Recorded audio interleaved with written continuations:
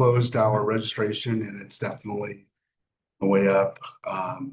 We really spent a lot of time focusing on girls in sports, stuff I did at the council while I was here, and we have a really popular girls in sports camp that we do. So providing an opportunity for those to learn games and very I come by now like after. non-competitive fun. Oh, yeah. Thank you so much. And that next year it's very popular this year. And flag definitely, our flagship is usually their youth basketball, which it's about 65. Yeah, that's always been the biggest program. Yeah, and that's throughout the county. Yeah. Too, so that's helpful. Volleyball has been really successful as well. We've got that around the county. That was stemmed from what we got in the council a couple years ago. You guys do anything with like the 20 and 30-year-olds? Do you run any programs for them? I remember way back when Gabe was over there, we had talked about a couple entities that he was trying to do some work with that really kind of organize around that age group. Do you guys do anything or not really? Leagues we have, there's some adult softball leagues, but that's, not necessarily on the way up. Right. A lot of it is directed at our open gym times. So we'll have our open gym volleyball, which is 18 plus, is very popular. Pickleball actually is getting more and more younger with the people that are coming to play that in open gyms. We have soccer. So we do have adult soccer leagues that are very popular. Okay. Gotcha. But yeah, I wouldn't say it's like the flagship focus, but it's definitely worth looking into, is trying to find where that interest is. Yeah, I was just curious. I was just kind of curious because I remember that discussion from a long time ago, and it's self-standing standpoint. I've got a daughter who is like, trying to figure out different things. I was like, rec department offers anything. Yeah, Ultimate Frisbee. Actually, we have an adult Ultimate Frisbee league now. Think about it. What's interesting though about that age group is that I'm 33 now, so I know people who play soccer. Perfect. There you go. No, but I'm saying I'm slightly beyond the 20 to 30 because those people, the people that are coming straight out of college, for example, like they're still in like they're like going, they're really intense, and right? They're playing competitively in a way that the adults who are sort of 30, 40 are just like, we're just here to, it's 10 p.m. at night. Like, what are we doing? Just here to get out of the house. Yeah, exactly. And it's like, you need to separate those. It's like not the same level of intensity, Yeah, absolutely. Absolutely. It's definitely a harder lane with rec to do that too, because we do have a balance of people that are like kind of like that. Yeah. But it is still a rec league, so you kind of have that philosophy and shit as well. Mhm. There are other organizations that are intensive geared toward That age 20 somethings that I think are probably more in DC. I don't know. I'm not sure. Yeah, there's, they are out of DC a lot. Yeah. Yeah. Because And that was the discussion way back when with Gabe. It was like, how do we kind of get them to come up? And I think how I ended up in the conversation was they were looking for some golf courses and stuff of that nature. And so way back when I had a conversation with a couple of them, and of course with me being the way my brain works, I was like, hey, we could do this, and we can do like 8-somes and like put a bev cart behind you, and like you're just making a social thing, and blah blah blah. And the guy's like, no, we just want to do traditional golf. I'm like, this was before COVID, right? So golf was dying, quick death, And I was like, nobody your age wants to play traditional golf. I said, you got to do something creative, right? And I'm willing to try it. You got one golf course operator that's willing to do this. I said, put 20 people out at one time. I don't care. Make it a party down the fairway. You guys can have a nice time. And, rolling a keg. That's right. That bev cart. There's like a party just So now fast forward 10 years later, okay? And there are groups that will go out to golf courses and they'll do 50 people. And they'll just play all at once, and they'll play 1 or 2 holes. And so it's just a social. Exactly. Yeah. You're all just walking down there, you split into teams, you got so many people hitting. And so like, you play a scramble, everybody hits, you take the best one. So you get groups all over the place, and there's a roaming beverage cart that's behind them. Yeah, sure. And I often think about, what is it like in Ocean City now? You see the floating tiki bars that they rent out stuff, people floating around in the ball. It's kind of like that whole concept, right? And it's more of a social. Right. And then it becomes like, hey, Bilal, it's your turn to hit, you know, Yeah, oh, right. okay, you know, boom. And you just go and hit, but it's more as a social thing. And I think that social piece is so critical now because you do have these 20 somethings that grew up with social media, Yeah. right? So they, unlike maybe some of us that did not have any of that, so we were kind of more forced Yeah. held to be out and about and have more face-to-face contact Right. with people. It's not the same now. So any way that they can get out and be more social beyond, in person, I think that a lot of people jump at the bit for it. Is anybody going on to the other link? Everyone keeps emailing me invalid meeting ID, but I just forwarded you the right email, so it's not counting. They're coming. Yes, check. But yeah, you're right. I mean, that's, and the industry is dealing with this. I mean, the industry is dealing with it. So that what they watch on social media, to your point. Number two, now they go to Topgolf and other areas and they're playing 8, right? They're in 8. Mhm. And so it's like they show up to a golf course and they're like, hey, we're going. And they're like, no, we're not, you're going 4 at a time. What do you mean? I mean, this is supposed to be fun. I'm supposed to take that here. And so it's really interesting. It's been and like I said, that group where 50, and I think one golf course said there was 100 of them showed up. And they just want to go down the first hole. And it was like, he had to close the golf course, but he was like, I got 100 green days, man. I'm good. You know what I mean? And they played like 3 holes and we're done. Yeah, exactly. You know what I mean? It was just like, they were out there for, another one would be out there for a couple hours and that's it. And they didn't care what they played. They were just out there for the social. And this was a beautiful backdrop, right? Hanging out on a golf It's course. using the beautiful backdrop Yeah. of golf as an excuse to go and find something to do. And it's less pressure. Nobody's really, nobody's worried and stuff of that nature. So but anyway, that's how Gabe connected me to a couple of these groups. And you're right, they were out at DC. And then, I just think when you first moved here as a 20-year-old, I mean, I did when I first moved here, I moved, as centric DC as I possibly could, because I thought that that's where to go.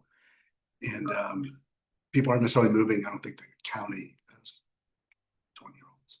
I just don't see it. Yeah, it's hard to grab them. no, yeah, you're right. People send emails, they're not checking their emails. I'm glad I. People in the room. Oh, there you Oh, go. there we go. Sorry, I wasn't talking about anybody. Stay home. Can you hit the okay out of that so we can see them? Okay, and let me just make sure that. Can everybody hear us okay?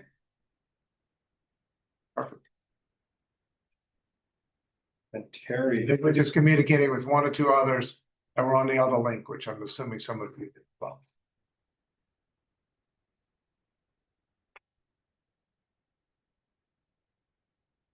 That's Terry too.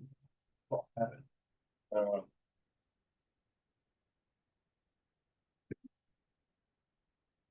we can give it 2 more minutes and see if Terry gets in because he said he was gonna be, or we can get started. Do you have a cell phone and text him? Just to check that, for him to check his inbox. In case he's trying other methods.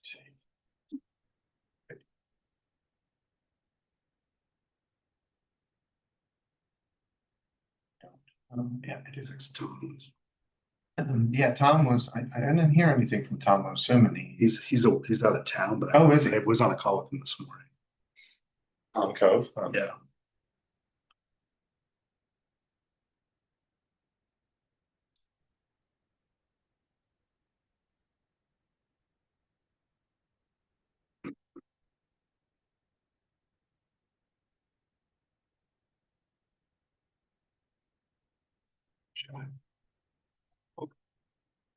Well, I guess we can get started.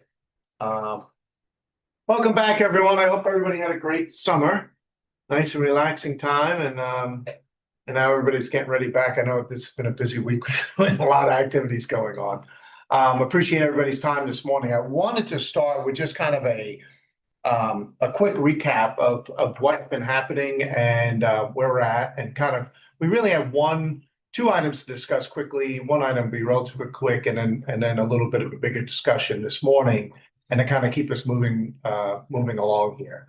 So Bilal and I had a meeting. The letter went to the Maryland Stadium Authority. We had a meeting with the Maryland Stadium Authority. They reviewed kind of the letter. Terry is supposed to be coming in here hopefully soon, so, but we had a meeting with Maryland Stadium Authority to talk about the project. And what we came away, and Bilal, jump in here at any time, but what we came away with was the scope was too big. And so the Stadium Authority was trying to figure out how to deal with this. And they were looking at different ways, but they were almost in essence saying we needed to kind of do this initial kind of study, which would be common when a project is just starting. And the time period on that would almost be like a year, and then it would be followed up by a secondary study. What we explained in the discussion was, no, we're further along than that. We're on a shorter time period than that. And so the meeting ended with the idea is that they would get back to us in some of those discussions. I'll continue with Maryland Stadium Authority, and then we'll get over to Rockabox. But what happened after that was I ended up meeting up with Terry at the Mako conference, and we ended up chatting about that meeting and a little bit about, and then I met with Terry and the CEO of the Maryland Stadium Authority, talked about that meeting, and we kind of came to a consensus, which is what I sent out to the group, is that if we, if the mission of and the original charter of the task force was to study an indoor type facility that could be used as graduations and things of that nature, and based on the discussions with the group, if that was a consensus of the group, then we would have to kind of revise our request back to the Stadium Authority and move through the process. So that is kind of it. That's why I sent out the email last week, and thank you for everybody who responded to that. I heard from the majority of everybody who said option 2 and kind of putting that scope together would be it. So did I miss anything on Stadium Authority? I think that pretty well wraps that up and where we are. We're going to get back to that. That'll be the second agenda item today. Simultaneously, during that time period when after we had that initial conversation with the Stadium Authority, and we were kind of a little out there and uncertain about which way we were going in that direction, Bilal had a meeting with Rockabox, is the way you pronounce that, right? With Rockabox. I wanted to mention this today because Rockabox is a local company, and it's owned by a local couple. Basically, they do a lot of real estate development research. Their research is really based on surveys of the community and kind of the surrounding areas. And so we had a secondary meeting with them where they feel they can handle this project. However, what the concerns I think there are is the time to get surveys developed, how much is actually going to come back from the surveys, getting the proper responses there and the timeline. They feel that they can move very quickly on this information. But I guess the option 2 that we have is to go back to the Stadium Authority with the more defined scope and use the Stadium Authority's what I would call proven method of being able to really kind of evaluate these projects and come up with models that have been successful. Rockabox does not have any specific models in regards to this type of sports complex. They have worked with Major League Baseball. They've worked with, I think they were involved with Nationals Park, right? And the redevelopment down there. But they haven't had any experience with this type of project. So I wanted to put that out there and just see if anybody had any questions or any additional. And Bilal, did I miss anything in the framing of that? No, I would just say the other thing that was interesting, and one of the reasons we had a couple of conversations was that they used pretty, I would say, advanced, more modern survey techniques, but also they partner with this firm, I forget, the Urban Economics, something like the Urban Economics Lab or something, that does data mining. So they sort of scrape the internet for information in a way that's sort of faster and more powerful than a traditional, I go to the census and download data and look at other studies via Google Scholar, that kind of approach. And it's hard to articulate because I'm not a computer guy, but I think they bring a level of advanced technological sort of rigor that is just interesting. So if any, for the other stakeholders here, if you're doing some of that work, they may be worth a conversation. Because they may be able to do something that traditional consultants can't, and potentially in a time frame that's very different from traditional consultants, just given that they're using advanced techniques. So Yeah, and I would say again, the importance of bringing it up today is they are a local company. Where I really saw a use, and what I thought would be a perfect fit was if the rec or Parks was looking at building a facility, they would do a really good job of mining what the local constituents are looking for and really kind of getting a good different level of understanding in regards to that. So wanted to bring it up, but also before we close that out, I just want to see if there's any questions regarding Rockerbox or if everybody's on the same page of let's continue down the path of the Stadium Authority. I'll pause there for a minute. Okay. So today, what we wanted to do was, and you didn't hear anything back from Terry. I was really hoping he was going to be part of this conversation. see.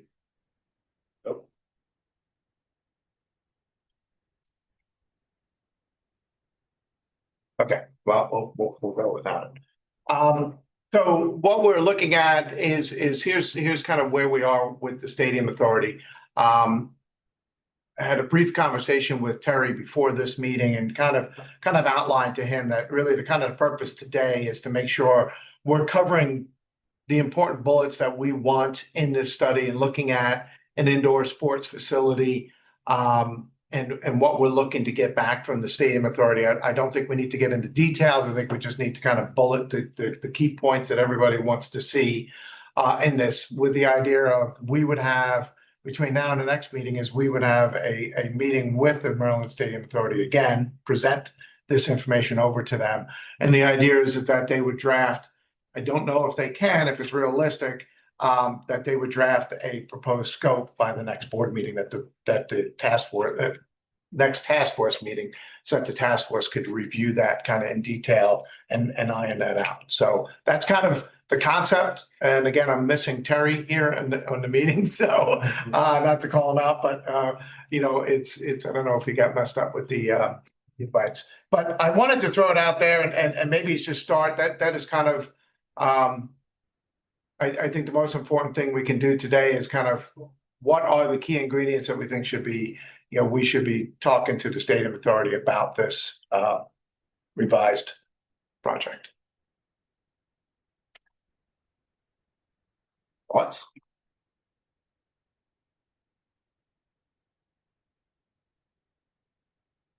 I mean, one thought I had just to kick us off, I guess, is like maybe we can ask them to, if they weren't already considering it, to do some kind of site analysis as well to find available sites, whether that's available because they're available for sale or not, but just also like in terms of dimensions, location, zoning, access, what level of specificity they can get into. But if they can start to hone in on where we could put something like this, that would be helpful.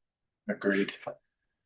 Just to build on that slightly different, maybe they could help us with what a program of requirements for a facility would be to help, because I think like thinking about whatever's on the market right now is by the time the funding and the planning for this happens, whoever's on the market right now is not going to be on the market. So maybe helping us understand what kind of parking do you need for a facility like this? I mean, of course, that all has a lot of assumptions about what I mean by a facility like this, right? Which is, we just got to the point where we think it's an indoor facility that can incorporate both sports and graduation. So we're very sketchy on what we think this is. But I do think if in the process of doing a market study, and I understand this to be a market study primarily, right? What will the market bear? What's the gap in the market? What sort of facility is there a need for in the county? I think a second step, if we're looking to expand the scope, which I don't think we particularly are, but understanding what all that might entail, it would be a next step, I think, before looking at possibly along with looking at potential sites. Yeah, Dan, I think you're hitting right on it. Is agree 100%. I think right. It kind of goes back to, okay, we know it's an indoor facility now, right? That's just what we're asking to study. So we know it. We want it to be multiple use. What are those needs, right? So I know, I know Jeff Sullivan is mentioned, track, indoor track facility and being able to handle things like that. what, to your point, Darren, what is being developed regionally? And what are they focused on? Is there indoor tennis facilities being developed elsewhere so that we don't need to focus as much on tennis, but there's other needs that are in the market that would make this more successful?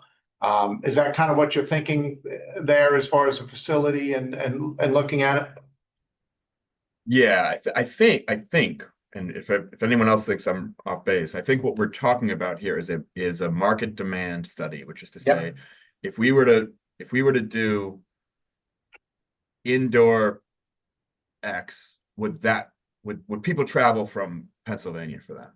If we were to do, because the whole point is tourism, right? So Correct. it's, yes, we want local graduation ceremonies, and yes, we want indoor track because schools, but really we're saying what's going to draw people from, the mid-Atlantic and beyond. What's realistic to expect in terms of travel? What kind of things do people travel for? And what do we not have? I don't think they're going to come back with soccer because we have Soccerplex. That is the thing, literally the thing that we have. And there might be other things that, oh, well, Delaware has this great indoor thing that provides A, B, and C. So don't do that. But we don't have EFG, right? So I think that's what we're trying to get someone to study for us, right? And then I think kind of to Bilal's point, if we get to a typical indoor facility that's going to accommodate something that's going to draw people is going to be X square acres, X acres or X square feet. Then we can start getting to, well, so nobody will go if there isn't reasonable highway access. Nobody will go if there isn't reasonable parking. Nobody will go if you can start build out what is the program requirements that you would need for a facility like this to be successful. They may have some insight into that. And then with that information, we could then kind of do some site selection because that's going to eliminate a lot of the county, right? If it doesn't have good road access, if it doesn't have, a large enough area. I think you're hitting it right on the head, and I'm going to kind of switch it a little bit, and maybe come at it from this way and see if it uncovers anything else. If I go forward to the end, we've got to present back to the council, right? And the end of this, we've got to present back to the council, and what they're looking for is our recommendation on what should be built and where, and what that whole model looks like.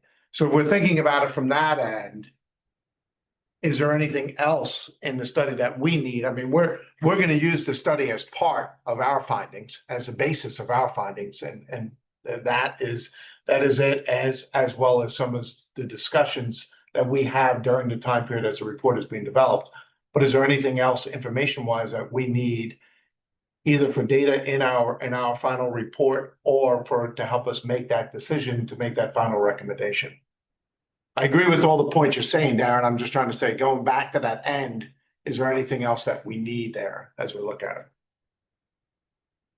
I think, I wonder if, based on all these ideas, it might be helpful to get DGS's perspective on the scope, because you may not want to do an analysis that they're going to have to do later, or whatever considerations they have about site acquisition and facility planning. You want to make sure that we aren't sort of being redundant, doing something that they'll have to redo anyway because they have a different sort of thought process around it. So that's not quite answering your question, but I do wonder if we're thinking about implementation, then we should just make sure that they understand what we're doing and it's useful for them. Yeah. But not like sort of duplicating the things that they might do, or they may have suggestions also about what we should be considering, because I guess maybe I agree with you there, and I guess the only piece I would put back out there on that is, do we really expect the county's going to build this, or do we expect private sector involvement, and how would that impact it?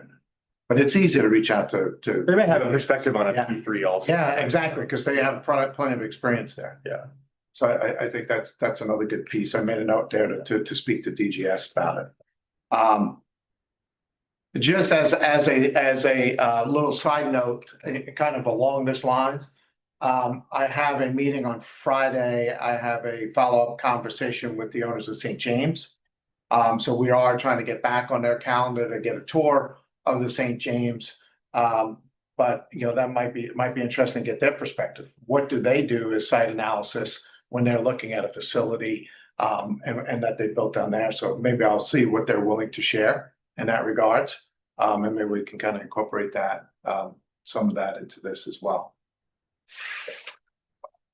Yeah.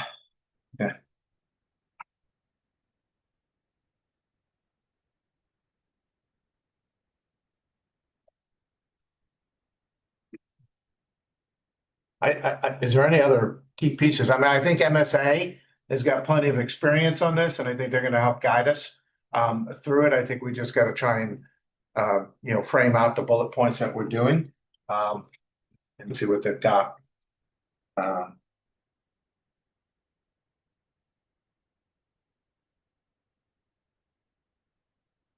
I'm just I'm reading a scope of one that I got.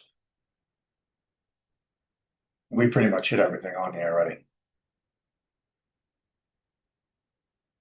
Boundaries, what exists, what is you know, what is in the planning regionally, which I think MSA pretty much has.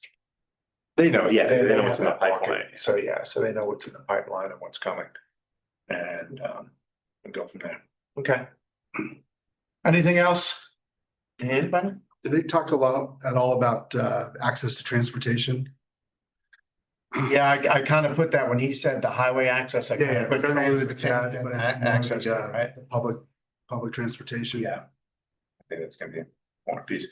And again, it comes down to, I think from the task force perspective, it comes down to how much of it is anticipated to be local use. Like there's gonna definitely be a mix of local use, but how much of it I think is, as the sports tourism task force is generating that sports tourism and coming in to the region. So then thinking about that, hotels and areas of accommodation and that, I know if Kelly was here, she'd be throwing that out there. So Yeah, that occurred to me too. Yeah. Yeah, and then I wonder, I don't know if this is relevant to what we're talking about, but if you're talking about a P3, is there space around whatever the facility might be for the private sector to have you know, sort of stake in the ground? Because that was sort of the issue with Capital One, right? That those owners wanted more stake in what, you know, in revenue flow off the ground that surrounded their facility, right? So do we need to think about that in this initial sort of study? And then So Susan, I think you hit a good point, and I think one of the things that came up was, I know in one or two responses as far as this option 2 in the indoor facility was, if there is space available, what kind of outdoor fields would be needed and would be worth, you know, developing along with the project. But I think you bring another level to that, is what else can be developed around the project. right, when you said hotels, I'm Yeah, thinking hotels, shopping, Yeah. food, right? That, you know, certainly Gillette Stadium and a lot of other stadiums own the ground or have some way to have access to the revenues for all that stuff that's within the immediate right. surrounding area of their space, right? So all the shopping that's adjacent to Gillette, you know, Patriot owners are getting a piece of that action in some way, shape, or form, right?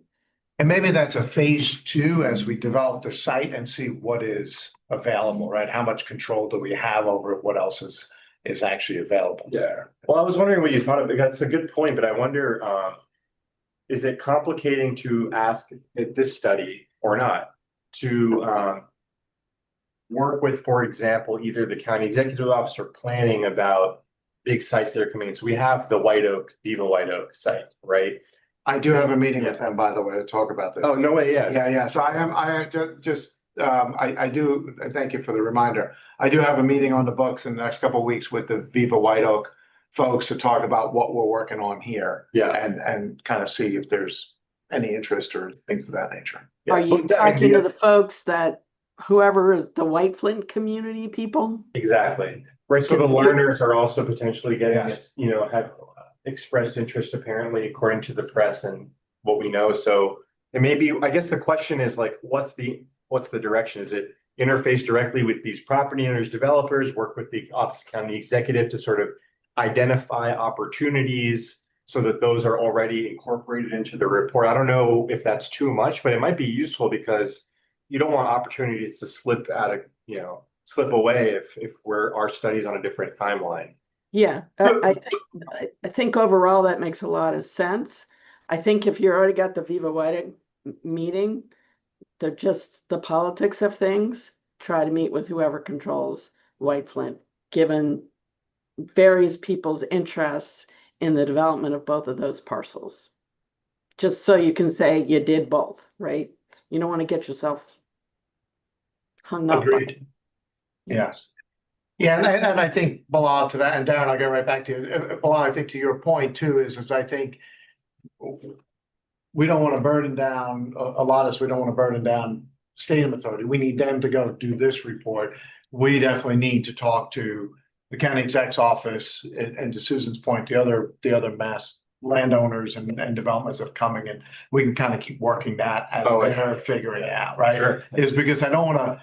I keep going back to that meeting we had with them where we kind of went like this and they kind of went, wait a minute, come back down here. So let's let them focus on the facility and that whole bit, and then we'll continue these, and then maybe there's stuff we can feed in. Yeah, to that's that, true. right? After we kind of vet it a little bit more. Yeah. Darren? Keith, that's more or less what I was gonna say, is if we're talking today about the study. Yeah. What I was hearing from you is the message you got was narrow rather than broaden. And I think maybe a place to start with the study is just asking the yes or no question. Is there demand? Given that what we know about the scale of the cost and the difficulty in finding a location, all the constraints that we have in our urbanizing suburban community that we have here. Just like, I think one of the questions is this going to be an economically viable pursuit? And that sounds simple, but I think actually answering that question is going to be worth a lot, because if the answer should turn out to be no, or only under very specific circumstances, is this going to pencil out? We want to know that right now.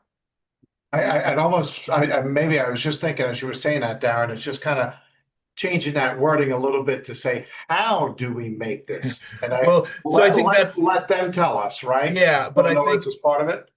Yes, I think that to me, it's like, is there any scenario in which something like this is going to pencil? And then it's like, okay, help me understand under what conditions it would and under what conditions it wouldn't. I still think the main thing we're asking is what's the what, right? What sports would have a market demand and what sports wouldn't? Yeah, because you're getting into back to that point of it. You're getting into, well, if I'm going to do, indoor basketball, right? What size complex do I need to handle a basketball tournament? And then if I've got that square foot, what are the other uses I can put in there, right? Which is the kind of, from what I understand, I haven't been there yet, is kind of the St. James model, right? Is that it can turn over into a lot of different types of spaces. But to your point is, if I'm focused on these sports, what size facility versus if I do something else, track and field, does that limit things too much? Does that work in this complex? How can you do that? I don't, these are all, to your point, Darren, these are all kind of the questions we need to ask and need clarity on, right? Is what does that frame look like? What does that building look like based on the regional needs and what would attract people and so on? So I'm going to share with you what Kelly sent me this just a little while ago. She wasn't able to make it, but she said competitive analysis, stakeholder community engagement, market demand analysis, programming features, types of events, sports, non-sports, including consumer expo. So that's what she sent as well. So I think we've been through this, a couple of times here. We're kind of all getting around those points, and I think what we're looking at, right? I think the stakeholder community engagement is really important too, but maybe we take some of that on as well to just sort of, maybe not put it on the consultant, but continue to just. Is that something the task force could like, maybe hold a public outreach meeting or something of that nature to kind of talk about what we're going through as we're going through the process? Updates and open house afterwards, but just like making sure that it's not seeming like it's happening in secret, just thinking Yes. about that. No, it's a great point, and I think Susan was kind of hitting on that a little bit earlier. I think she was, kind of saying the same thing there is, we've got to make sure that we're engaging the community somehow. Yeah. And we can ask Stadium Authority if they, in their other studies, if they do that as a component, maybe they have a model for that.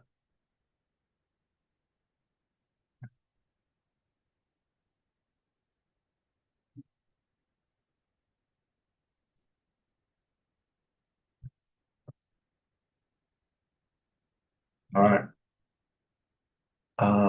I don't know if we have money or want that to spend money, but I do have a great community engagement consulting group that we did work with here at the college, if that's of interest or need. So, Tommy, can I throw that to you? Maybe just a little bit, this going back into the council, is the council just want a report from us on what is viable and what that model looks like? Or is it important for the council that we come back with a model that is viable and some community feedback and input? I mean,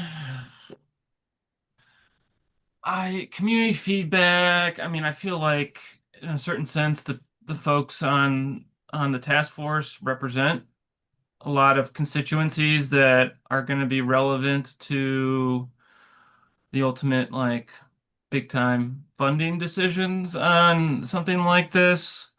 Community there obviously will be community feedback if we ever, and hopefully we get to the point where we're starting to do site plans and preliminary plans for something like this, and neighbors are gonna, that's gonna be an important part of getting that through the planning board process.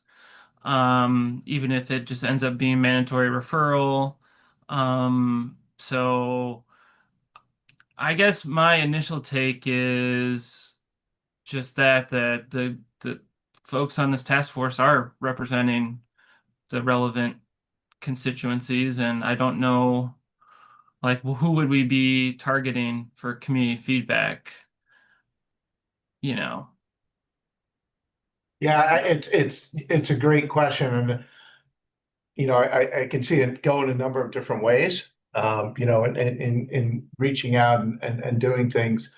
So what I think the way we handle that for now is I just made a note. Let's ask the Stadium Authority if they ever do that as part of their studies and what we're doing, and if they have a model for that. And if not, I think it's something that the task force needs as this report starts getting generated. We've got time in our meetings to kind of talk about what do we want to include as far as that and how it frames out. And another thing that you could consider is that once the study is at a more ripe stage, is you guys could schedule a like public meeting where you would invite the public to come in and comment on to you guys about the report, about the study. I mean, lots of other boards and commissions do that, like the Policing Advisory Commission does that.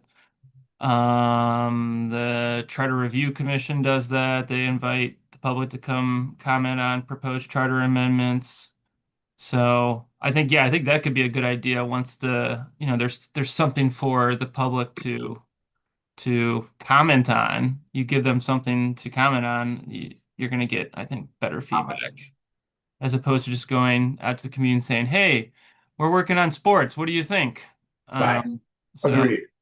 Yeah, definitely agreed. It's further down. So we'll see if MSA includes anything or has a model for that. And if not, we'll continue to work with the task force as this develops. Maybe there is that, maybe before we wrap up our report, we have one public meeting and kind of just see what we got. Okay. All right. I think that's outlines what we need for the MSA meeting, right? Anybody have any other items to go through? Quick question with the MSA, they review all the possible opportunities that a facility could provide, whether it's obviously the sports piece, talked about the graduations, like a convention, kind of what Kelly alluded to. So they kind of look at the full scope of possibilities and then bring those forward. Yeah, they have the ability to do that, absolutely. They were instrumental in developing the conference center with the Revenue Authority, right down there, Marinelli Drive. So they're familiar with that space. They're familiar with, everything outside of sports itself. And they're familiar with it all, so they can bring that expertise, to your point.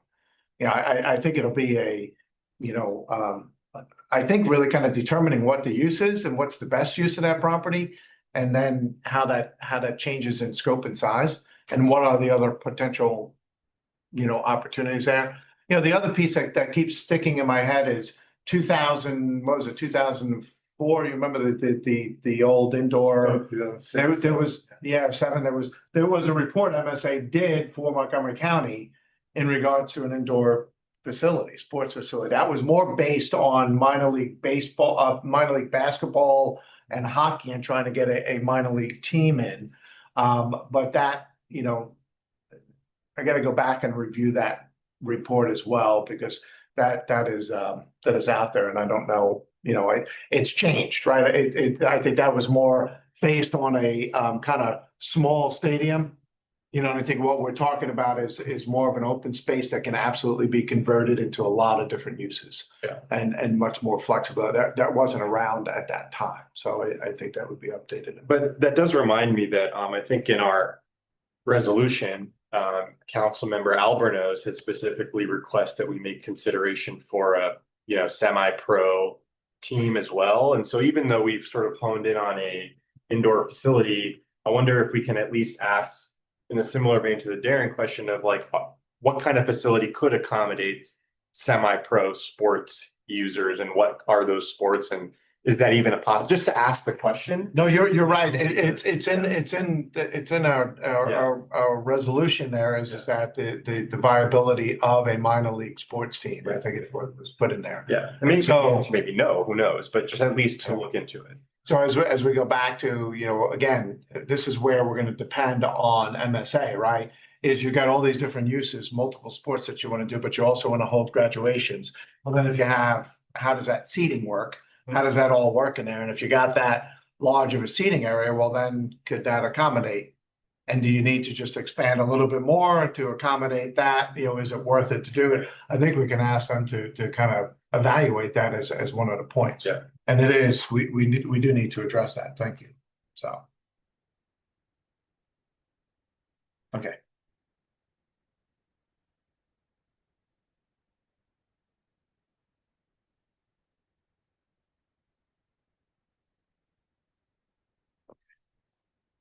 I think I'm good. I think I'm good. I'll open if anybody has any other items. Otherwise, I think we'll wrap pretty early today, and we'll kind of take this to MSA and keep it rolling.